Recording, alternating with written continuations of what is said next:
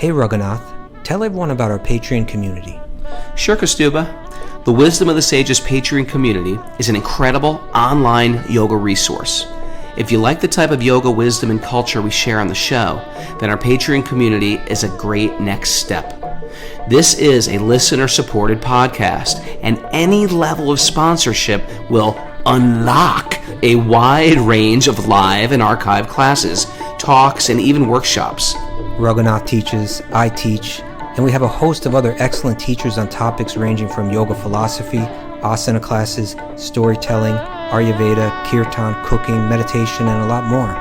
We even have an incredible online Bhakti 12-step recovery group. So if you want to check it out, go to patreon.com/wisdom of the sages. All right, let's get it on. Bhagavate Vasudevaya. Om Namo Bhagavate Vasudevaya. Om Namo Bhagavate Vasudevaya.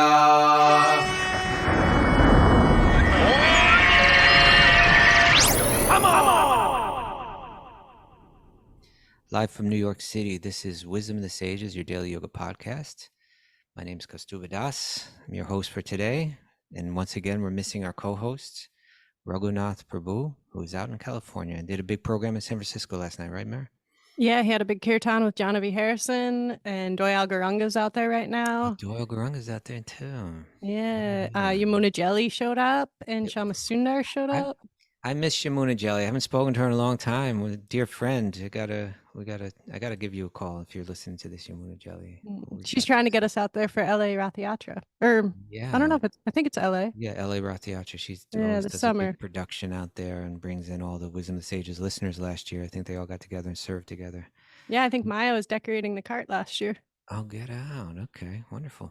Okay, but so we're missing Raghunath, but he's back. Well, this will be, why don't we hear your announcements, because that involves Yeah, so there's no show tomorrow, but then we'll be back on with Raghunath Thursday at 7 a.m.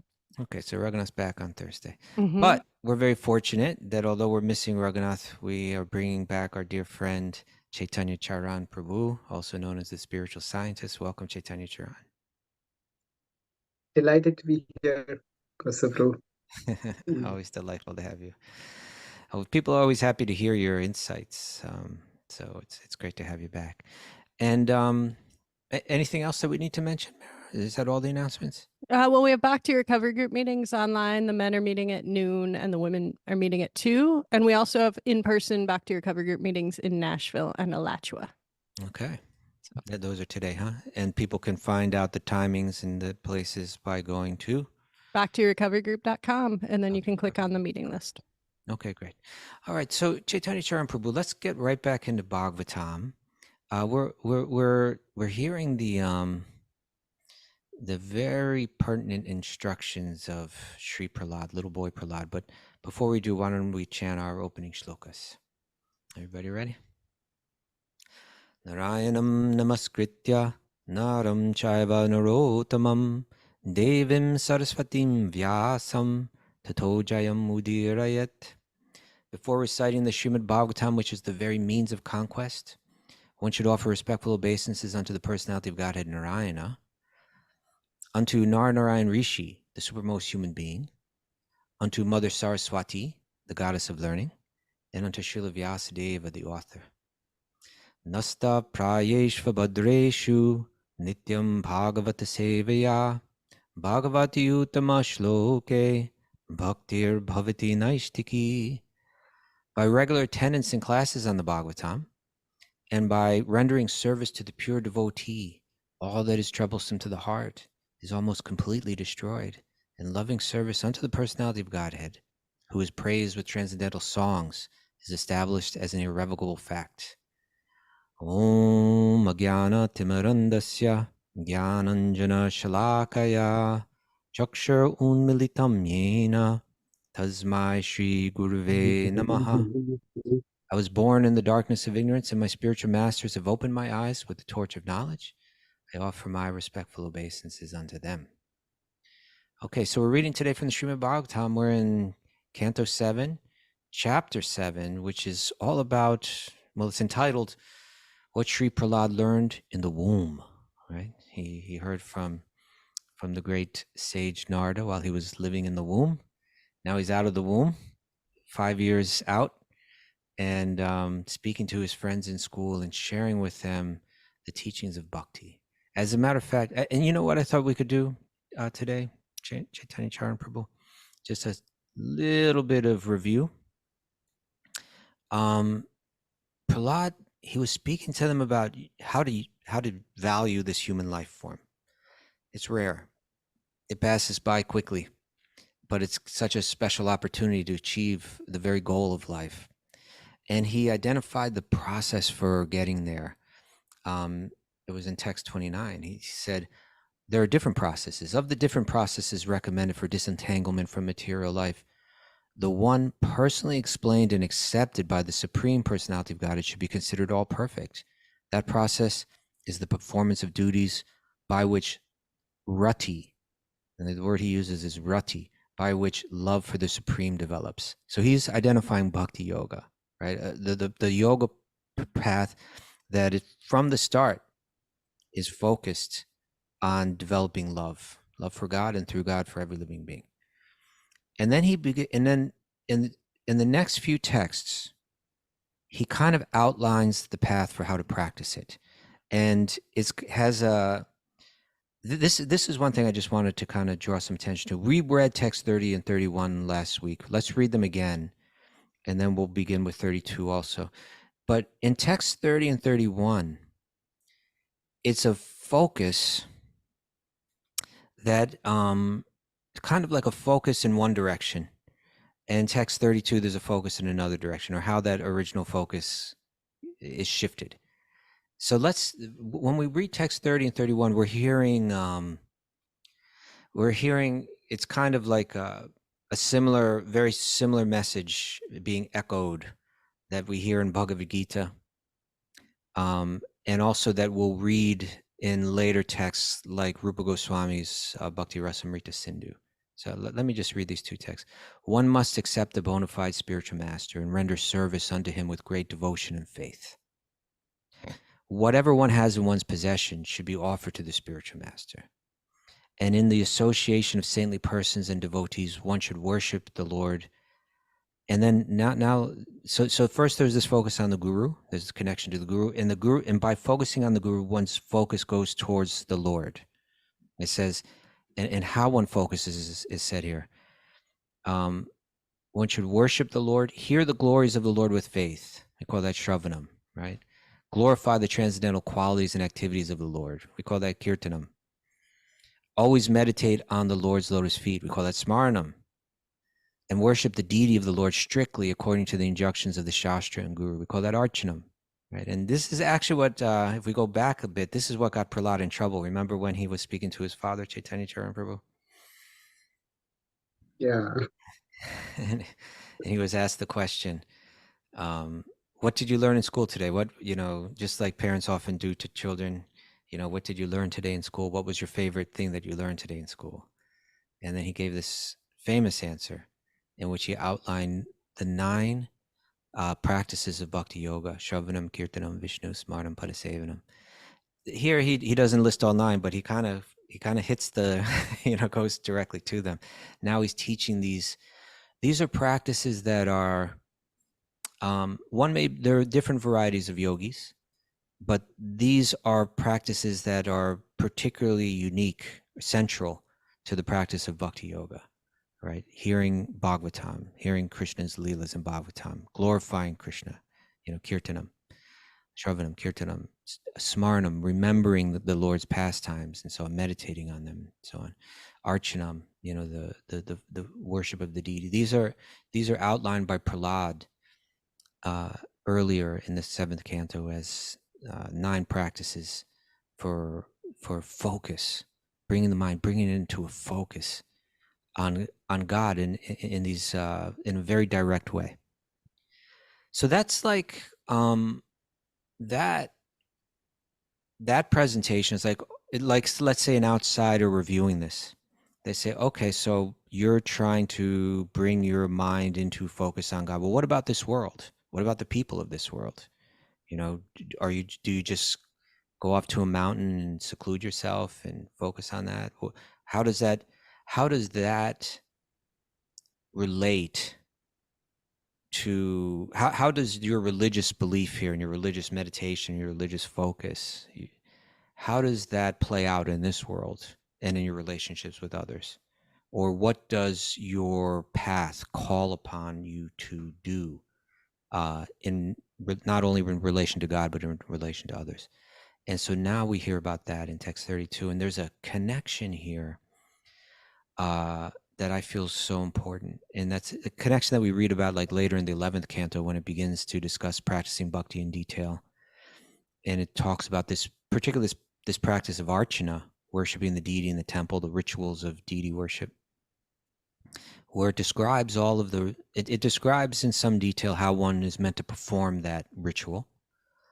And then it says that through that ritual, through deep focus of one's attention and meditation on the form of God, then when one goes out into the world, they should see that form in the heart of every living being.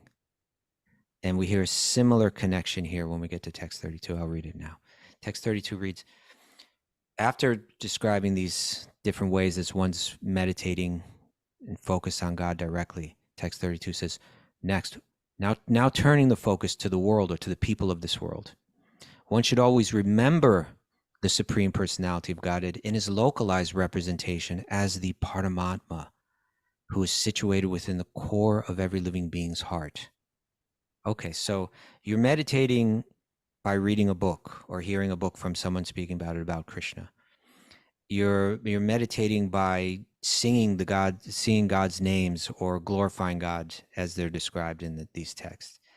You're meditating on God through practices of remembering his pastimes or practices of ritual. And with that, you take that, but what you gain through that, how you purify your thoughts with that, then you focus it and you come out into the world. And now with every living being, you're seeing God in the heart of that living being. So one should always remember the Supreme Personality of God in his localized representation as the Paramatma, who is situated in the core of every living entity's heart. Thus, one should offer respect to every living entity according to that living entity's position or manifestation. Very interesting, right? Some thoughts on that, Prabhu? Yeah, thank you for that nice background. Now, broadly,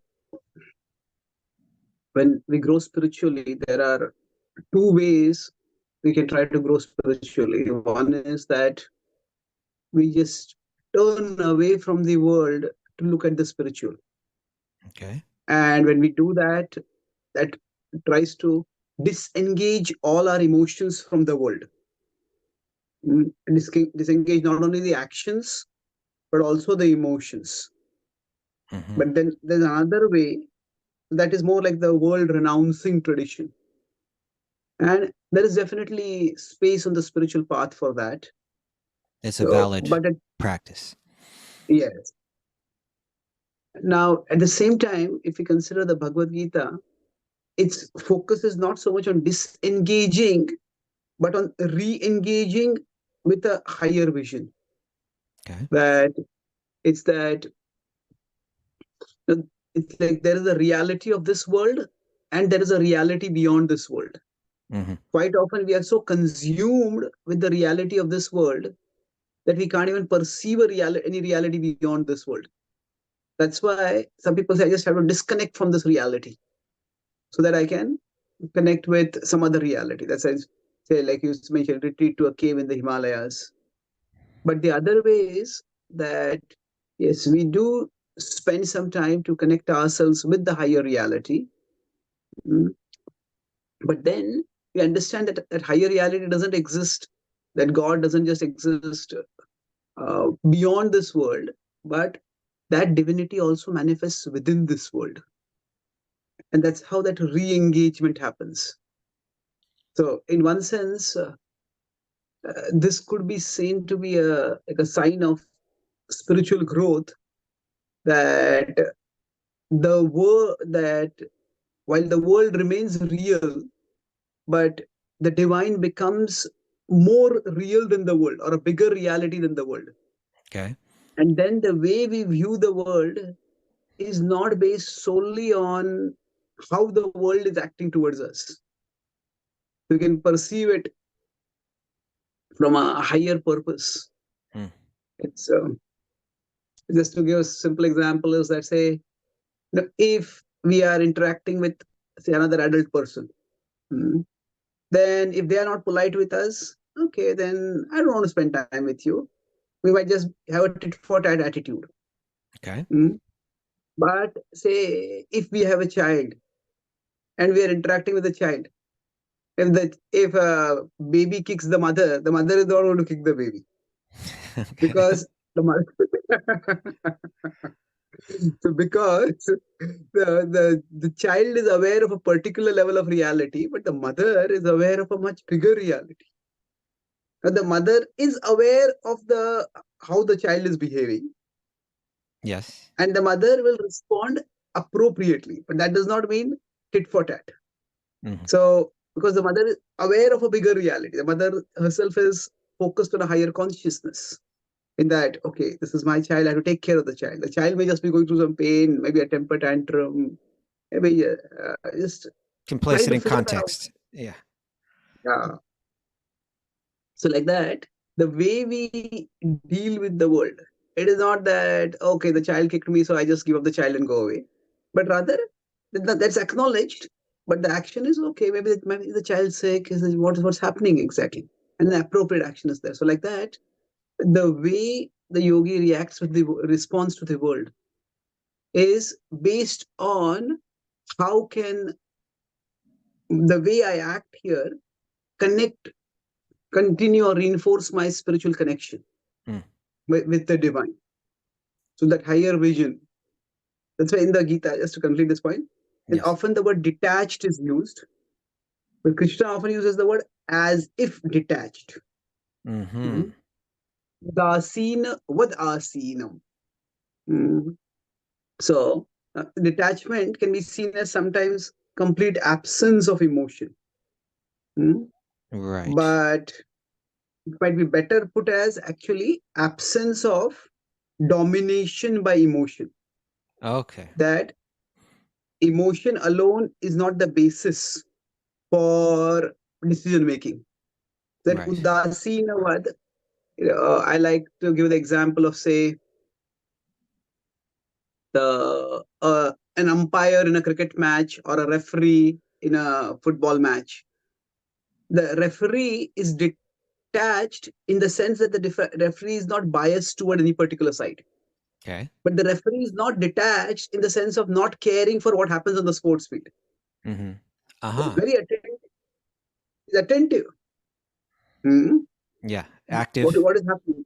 There's attention over there. There's also evaluation of what is happening. Yeah. But even if the referee likes a particular side, the referee's decisions are not based on the emotion alone. Right.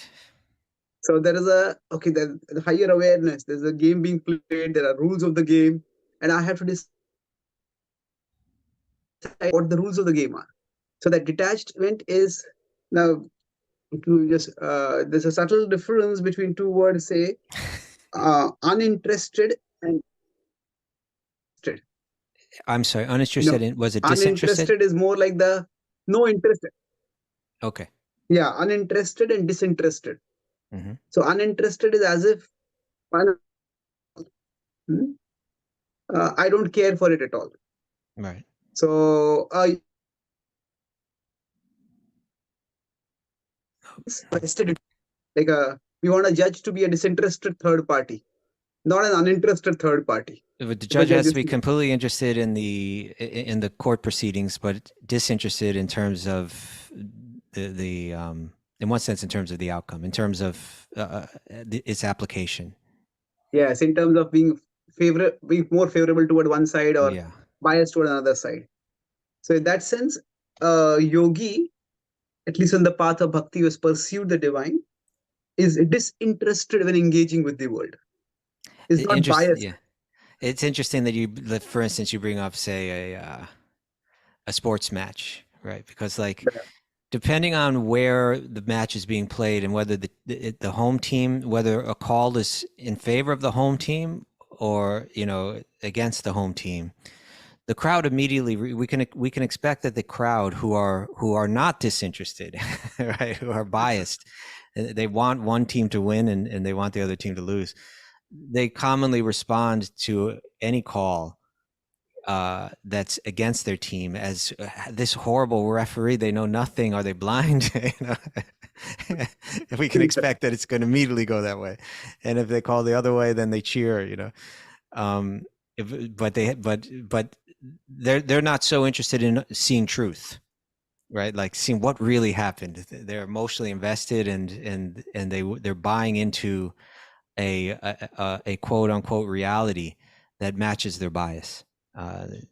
Whereas the real truth seer has to have this disinterested platform, but can they have that disinterest while operating in the world? And that's what's being called upon here. Prahlad is saying that by meditate, yoga always has to do with this focus, right? Yoga has to do with bringing the mind and bringing it into very clear focus on a particular object. And here in the previous verses, Prahlad had defined Krishna, right, Bhagavan, as the object of focus for the yogi. So you focus on him, whether it be through hearing or chanting or meditation or ritual.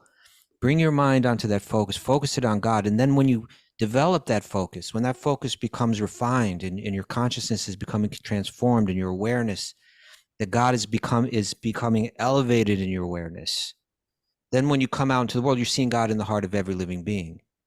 And now you can actually move through that world with that kind of positive disinterest that you're describing, right? That person's my enemy. I don't like them. That person's my friend. They're okay. You know, no, you can have that. It's a disinterest in one sense, but ultimately manifests in love for every living being, right? Because you're seeing them all in connection. And it's interesting because this same dynamic that we're reading about here plays out in the Yoga Sutras in a way where the focus of meditation is not necessarily God, right? God is saying as one that's one way you could focus, but really Patanjali he's kind of giving us how to describe it, a presentation of yoga that is more accommodating for one who may not have faith in a personal God. And so he's saying we can still experiment with the mind and we can still purify the mind by bringing it to focus on one object. And so maybe I could just read a little bit from the Yoga Sutras here. I pulled something up. Yeah, just one point you mentioned yes, about please. accommodating. Yeah. It's like almost the Yoga Sutras way, it's more focused on, sometimes we say somebody's value neutral. Mm-hmm. It's almost like agnostic towards the specific nature of ultimate reality. What yoga teaches, what Patanjali teaches, the teachings are compatible with both personal divinity and I prefer the word non-personal divinity rather than impersonal. Yeah. So either way, but so it's compatible with both. Sure. Right. Okay. So he writes here. He's writing about achieving the state of samadhi. And then he says, this is Yoga Sutras 132. He says, practice of fixing the mind on one object should be performed. Okay, Prahlad was saying fix your mind on one object, but he was defining that object as Krishna. Patanjali is just leaving that undefined. Practice of fixing the mind on one object should be performed in order to eliminate the disturbances of the mind. And previous sutras had defined those disturbances as disease, idleness, doubt, carelessness, sloth, lack of detachment, misapprehension, failure to attain a base of concentration, and instability. These are the disturbances of the mind. So he's saying you can free your mind of its disturbances by keeping it focused on one object. So that's the focus that's being defined. And then how that plays out in the world comes next. Then he says, kind of a famous sutra, he says, by cultivating an attitude of friendship, there's four ways of relating to people here. By cultivating an attitude of friendship, toward those who are happy, compassion to those who are in distress, joy toward those who are virtuous, and equanimity to those who are non-virtuous. Lucidity arises in the mind. Okay, so both a similarity is here in both these texts from the Ashtanga Yoga viewpoint and the Bhakti Yoga viewpoint. We kind of have a parallel. You know, there's a similarity, there's a difference. If we go back to text 32 where it says you're seeing God in every living being, you know, now that you focused your mind on God through these direct practices of bhakti, when you go out into the world and you're relating with people, you're seeing God in the heart of everyone. And then Prahlad added, thus one should offer respect to every living entity according to that living entity's position or manifestations.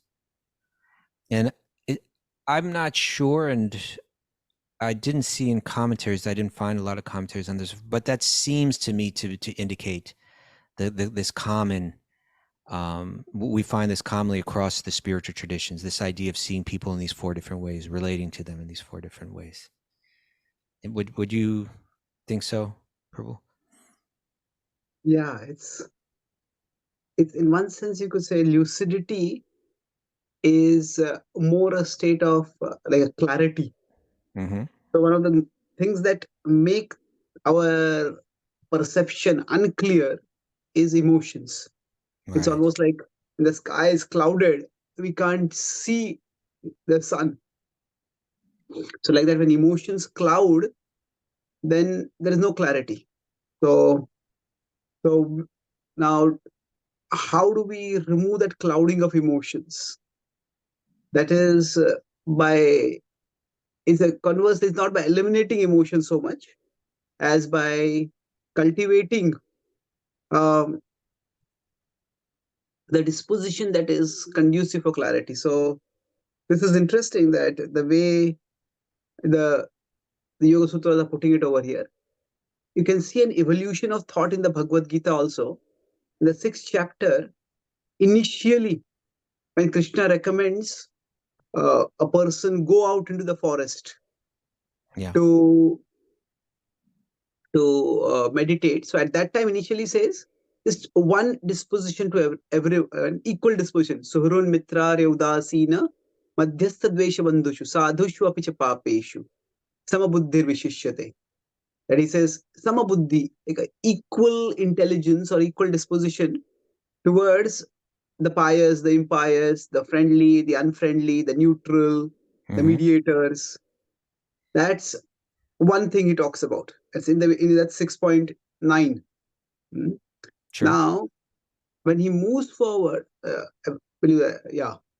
now when he moves forward from there, in 632, when the person has actually become a seer, there he says, Atmaupamyena sarvatra samam pashyati Arjuna. Sukham va yadi va dukkham sa yogi parmo mata. So there is that, he says, one sees the equality of all living beings. And all people are essentially like me. And they are equal to me in what? In their happiness and their distress. Which seems a bit strange because the evolved yogi does not get happiness and distress in the same things which but general people get. Okay. General people say, look for pleasure in worldly things. The yogi has gone far beyond that.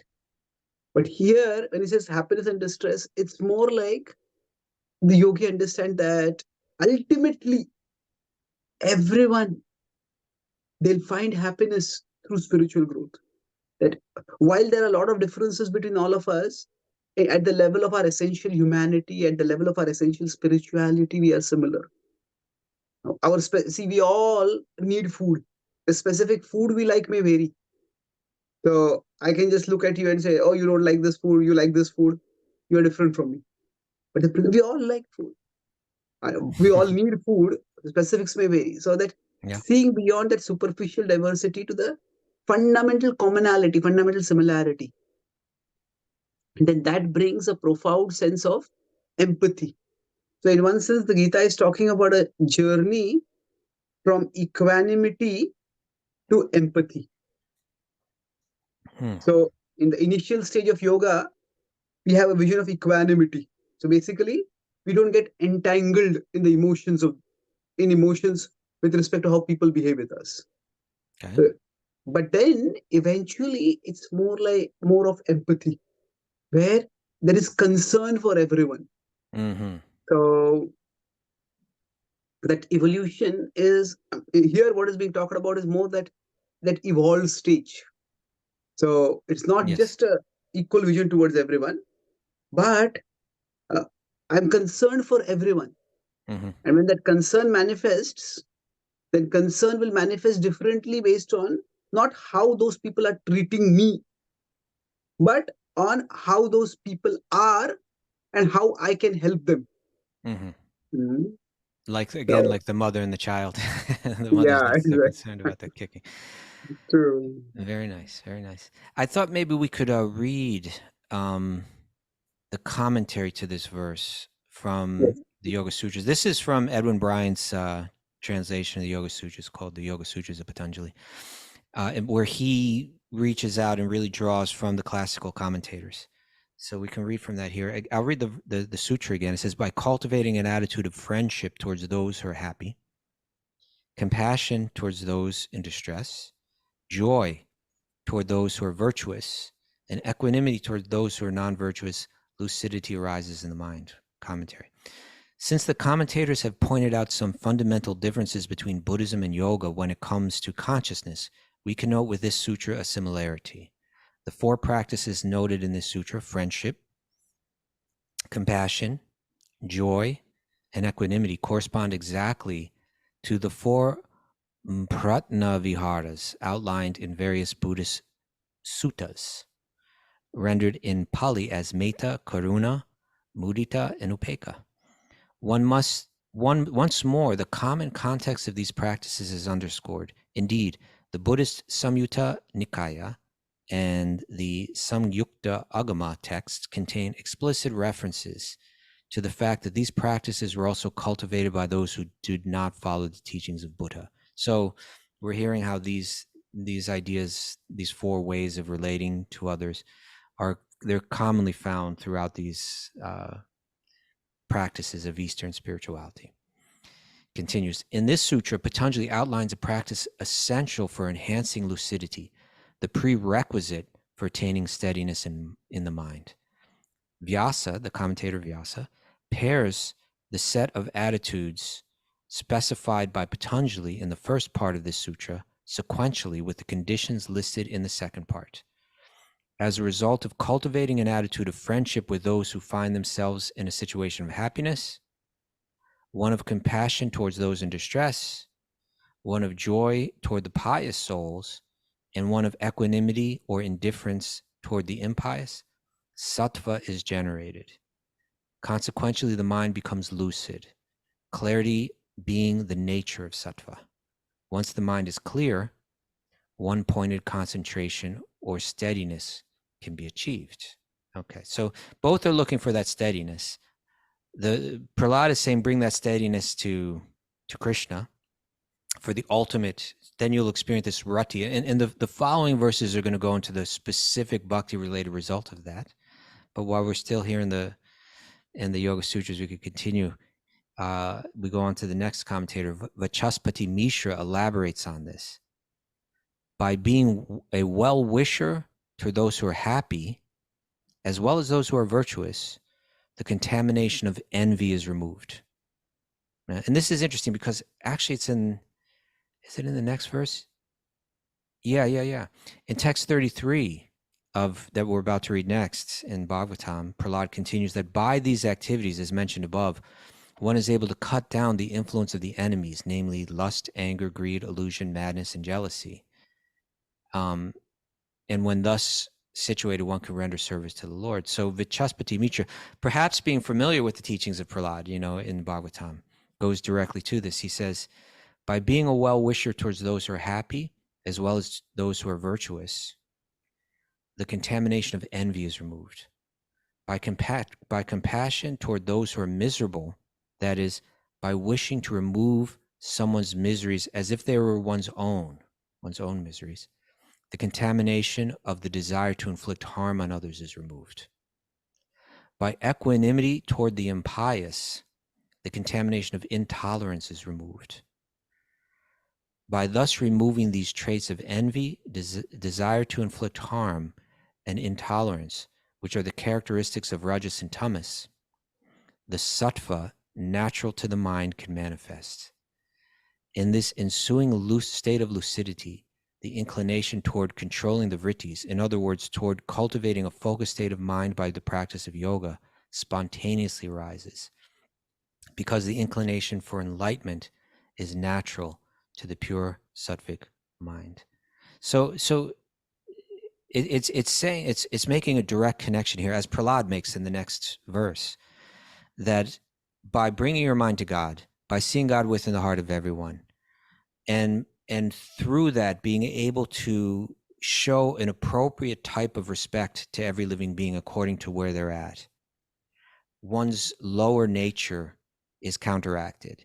One becomes relieved of our lower nature, of the type of thoughts that are indicative of the lower nature, and one becomes purified. Maybe we could read text 33 now and hear your thoughts on it, Prabhu. Text 33, I'll read the whole verse now. Prahlad says, by these activities as mentioned above, one is able to cut down the influence of the enemies, namely lust, anger, greed, illusion, madness, and jealousy. And when thus situated, one can render service to the Lord. In this way, one surely attains to the platform of loving service to the Supreme Personality of Godhead.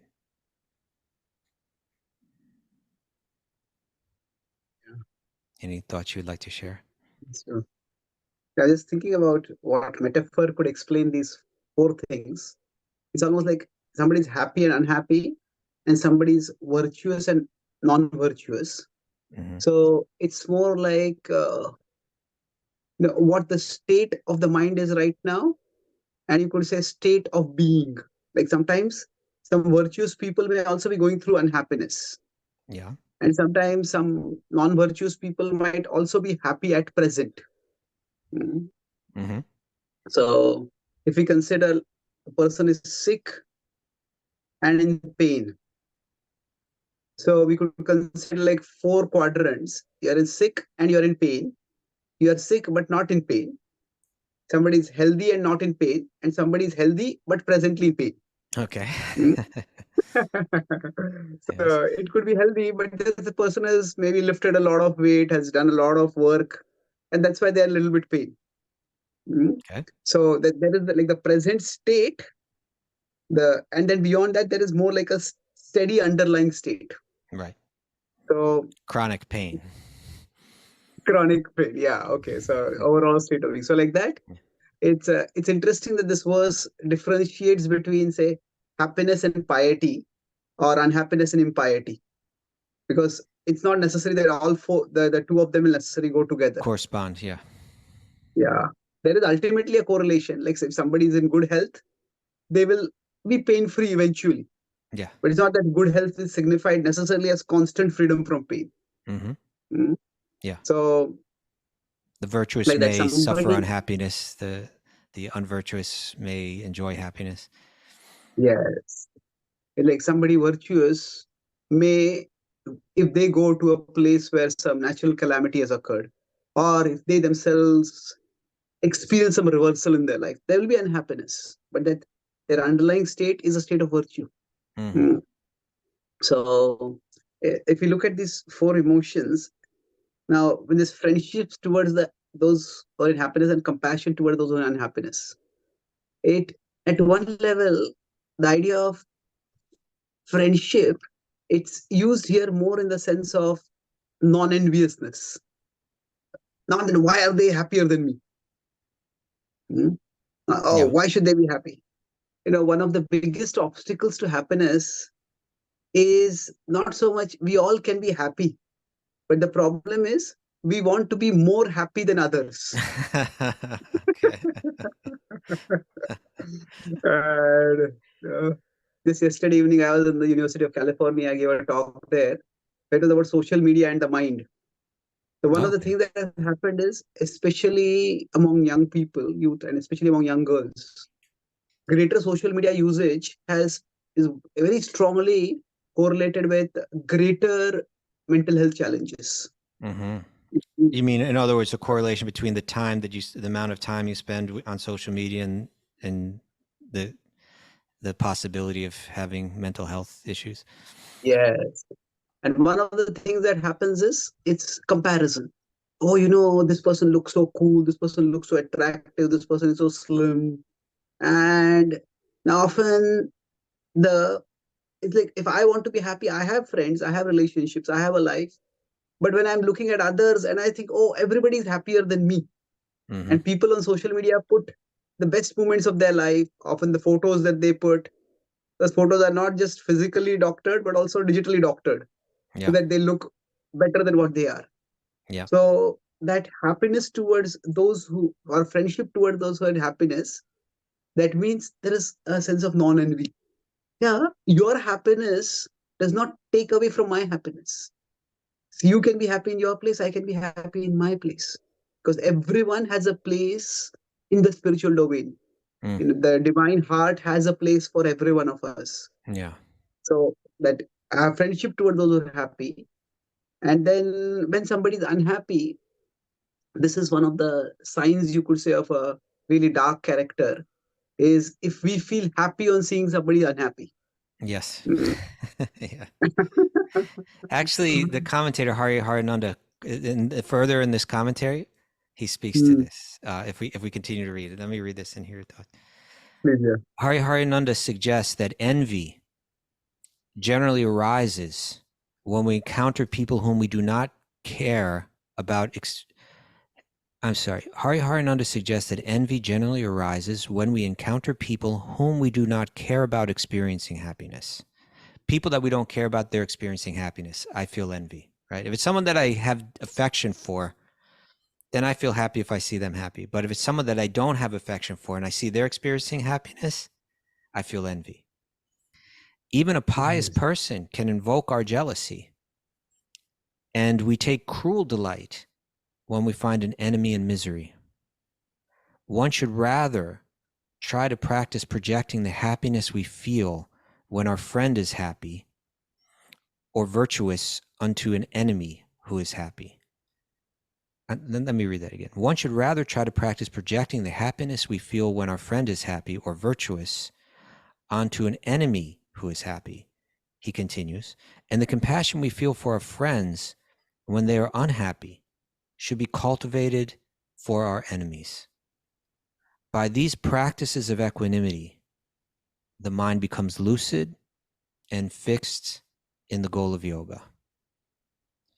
So that speaks to that. This is the practice of the yogi, right? To try to recognize those that lower nature, those weaknesses, and not only reject them because they are non-virtuous, say, or like sinful or dark, but also for the practical reason that as long as our mind remains clouded by these kind of thoughts, the lucidity that we require to meditate or to experience bhakti, remains so difficult.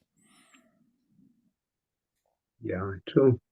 So it's as you rightly said, that we all have our initial perceptions of others.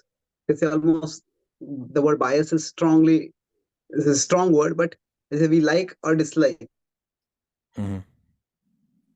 So generally, when people start gossiping about someone, generally gossip happens when there are two conditions that are met.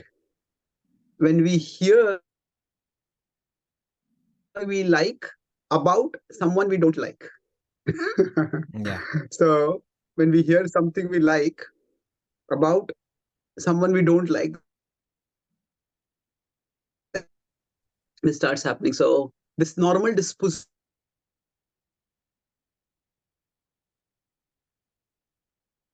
all of us, when we are conditioned to delight in the joy of those in the pain of those who we dislike, or to resent the joy of those who we dislike. Yeah. Now that tendency needs to be overcome. Yeah. And overall, while it may seem difficult, but actually in the long run brings greater peace and joy to us.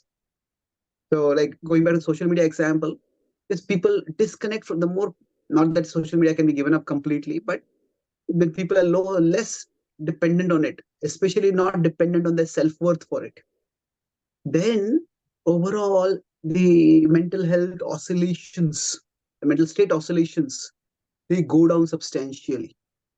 And I was in Silicon Valley last week. So it's almost like all the founders of Silicon Valley are very conscientious that their children don't use social media till they come to 16 or 18. Okay. but Yeah. but when they have social media for everyone, They're marketing it to irrespective of people everyone. age. Yeah, yeah. Yeah, so it's But they're very aware of that. You know, in relation to what you shared, Mikey Prema here on the chat board is sharing this saying, comparison is the thief of joy. beautifully put. Yeah. Comparison is the thief of joy. Yeah. So, and social media becomes so, it doesn't have to be, but it tends to go that way. It becomes so much about comparison that it's just like a recipe for our joy, for our joys slipping away from us the more time that we spend on it. We have a question here. Maybe you could take it, for Mikey Prema asks, should we feel happy when we see a non-virtuous person happy? And I think perhaps what he's suggesting there is perhaps their happiness is found in non-virtue, right? Perhaps the pleasure that they're deriving is through some non-virtuous means. Should we feel happiness for that? So it's interesting that this verse says that be indifferent, in the sense that it's say if somebody is deceased, so the state of disease is like the state of non-virtue. The state of health is like the state of virtue. Yeah. Somebody may be deceased, but not in pain. Now, should we at that time, how should we react? It's like, oh, maybe is this disease not real at all? Does the disease not cause pain at all? Well, not really. That the disease is there, it will manifest as pain. So the word indifference is used over here, it's not so much in the sense of not caring, but recognizing that even if that's happening, somebody is deceased but not in pain, that's not a permanent reality. And that disease was manifested. Not that we look forward to the disease manifesting as pain, but we don't let it shake our faith. Hey, do I need to take treatment at all? Suppose the treatment is a bit demanding, and I have this disease, this person has this disease, but this person seems to be enjoying, and I'm doing so many disciplines, so many austerities, not eating this food, following this medicine. So this is what can sometimes happen. So when we are practicing spirituality, we are following some disciplines, and to some extent, it may appear as if those disciplines are taking a lot from us. We cannot do certain things which we enjoy. We have to do certain things which are difficult. Now, on the other hand, we may say people who are not spiritual at all, they are engaged in all kinds of materialistic enjoyments. And they say that within they are happy. So it's like, I may be being treated, but maybe in pain. Somebody is not caring for a treatment and is not in pain. So that should not make me think, hey, I don't need to take a treatment at all. Maybe I'm better off like that. So that sort of indifferences, don't lose faith in the need and the potency of the treatment. Right. Yeah, it reminds me of sometimes there are these statements from Srila Prabhupada, people that were with him, witnessed, heard from him. Like he was in Hawaii, I think, and he saw people out on the ocean surfing. And Prabhupada's like, what is that? What are they doing? They're the surfers, Prabhupada. And he said, and he called them sufferers, right? And if you look at them externally, it seems like, oh, well, they seem to be enjoying themselves, And I think there's even a story where Prabhupada even watched like older men playing golf. And people might say, oh, look, it's so nice. They're spending a nice day out in nature and they're, enjoying themselves. But even seeing that brought Prabhupada to tears, because he just felt like they're at that time in the life where they should be like a sage. They should have gained so much insight and realization about life, and using all these final moments in the deepest way, you know, in a state of spiritual bliss and focus, you know, in Prabhupada seeing that they're kind of still just playing children's games at this age, you know, right when they really should be deeply focused. Prabhupada responded to that. It seems like they're enjoying themselves, they're happy. Prabhupada saw that as suffering and saw that as and responded with a feeling of deep compassion. You're not even judge, you know, like a judgmental way, but just like, oh, you know, they're missing out on what's so important, you know. Yeah. You know, these two incidents which you stated, it's significant. In one side, since when a person seems to be enjoying, surfing seems to be much more enjoyable than, say, golf is a little more sober kind of enjoyment. Surfing is a little more adventurous. Yeah. But in one sense, what Prabhupada is doing is giving us a vision of how to see. Just, yeah, they may appear to be surfing. I mean, they may appear to be enjoying, but as long as one is disconnected from spiritual reality, you know, that is just superficial. This is not a critique of surfing. It is just enjoyment that is disconnected from spirituality. It's like somebody is sick and is taking an overdose of pain medication and is feeling good. Mm-hmm. They are still deceased. Right. They're still deceased. Exactly. Yeah. And similar, and so that is another side. Golf also, you could say it's nothing bad about golf, but the point is that, as you said, when somebody's getting on in their age, they're running out of time for spiritual growth, and again they're just wasting their time. Like somebody could be taking the medicine and healing themselves, and still they're looking for some pain medication and just trying to feel good. So it's not that the material comfort or material pleasure itself is condemned, but the indulgence in material comfort or material pleasure at the cost of spiritual growth. Yeah. And that is what is need to be distanced from. Very nice, Prabhu. Thank you. I think we're running out of time here today, Prabhu, but it's been a joy having you these last week and today. Where are you off to next? What are you up to, Prabhu? Well, I just came to LA yesterday morning, so I'll be here for a week. And in fact, I was at the same place day before yesterday where Raghu was yesterday. I couldn't meet him. You've missed each other, it seems like. Yeah, just but yeah. And it's such a pleasure to be here, Prabhu, and especially I like how you connected this. That was brilliant, connecting this with the Yoga Sutras.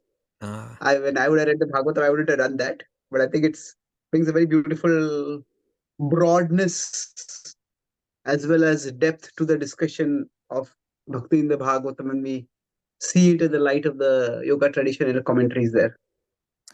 Thank you so much, Prabhu. Mara, do we have some takeaways for today? We do. Re-engage with this world and beyond. Re-engage with this world and beyond. Okay, I get it. Yeah. Do my actions reinforce spiritual connection with the divine? Good question. Detachment is the absence of dominance of emotions. Very clear way of presenting it. Everyone finds happiness through spiritual growth. Mm-hmm. I think you're going to like this one. Okay. Evolve from equanimity to empathy. Very nice. Bring your steadiness to Krishna. Bring it to Krishna. Comparison is the thief of joy. That's a big one. Yeah, it is. Our problem is we want to be more happy than others. That's right. There's the comparison. Yeah. I'm happy, but I'm not happy enough. Yeah, also related. And we can't find our self-worth in social media. That's right. It's not there. We can use it in positive ways. I'd be very interested in you. Prabhu, did you say that you were giving a talk about social media and the mind? Or you just did? Yeah, I gave yesterday in University of California. Yeah. Tomorrow I'll be giving another university here. Is that available online anywhere? I can share the link tomorrow. Yeah, please share the link with us, and we can share it in the notes. I would be very interested in hearing that one. Thank you. Okay. Now let me just save my chat notes here today. So no show tomorrow, and we're back on with Raghu Thursday at 7 a.m. All right. Thank you, spiritual scientists. Thank you, everybody, you for for the- tuning in. Thank you, Mara, for going through this time with me. Happy Hanging to be in here, there. Prabhu. Okay. Thank you all for coming here this morning. And thank you all listeners that are listening on the different podcast platforms. You mean so much to us. And Raghunath told me, hey, don't forget to push Italy. There's still, it's time. This is when you want to buy your tickets and everything. But we always, every year, we've been having wonderful, super ecstatic, fun, and deeply spiritual experiences in Tuscany at the beautiful Villa Vrindavan, just outside of Florence. We hear together, we chant together, do yoga asana together, enjoy fine Italian cuisine in the most beautiful rustic Tuscany settings, and also venture out, take adventures out into the Cinque Terre, beautiful ocean village, and other unique special places in Tuscany. So you can find that by going to wisdomthesages.com/events, and we'd love to have you there. Please come.